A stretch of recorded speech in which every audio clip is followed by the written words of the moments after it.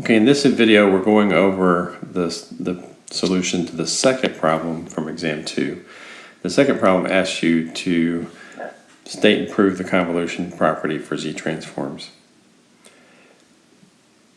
Okay, so the property is that if you take the convolution of an input signal X with an impulse response H, then the Z transform of the output is just the product of the Z transforms of X and H.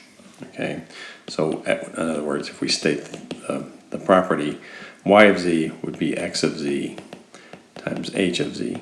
All right, so what we need to do now is to prove this result.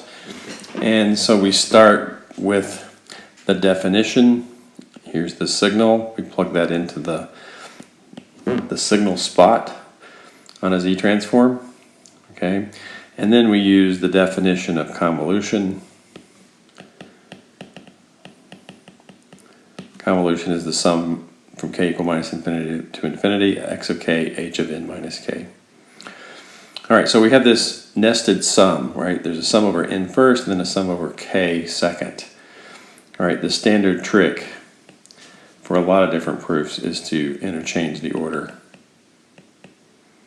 of summation. So we're going to sum over the k's first, and then we'll sum over the n's. Okay, so when we write that in a different order, all the things that depend on k can come outside, so this comes down to here. All right, and we're left with only things that depend on n. All right, this k is still inside because it's h of n minus k. All right, so that's the next step. From there, we can make a substitution. M equals n minus k. All right, solving for n would be n plus k. So when I plug that back into this substitution, this is the next line of the result. I still have the sum over k. Now I'm summing over m. The n minus k was replaced by m. N was replaced by n plus k. All right, and then use properties of exponentials to break this z to the minus m plus k into a z to the minus m and a z to the minus k. So that's where these two things go. All right. This can go on this side of the sum because it depends on k only, not m. This has to stay on this side of the sum. But then we notice, hey, this is the definition of the Z transform.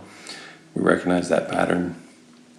This is the definition of the Z transform for H. We have then proved the result.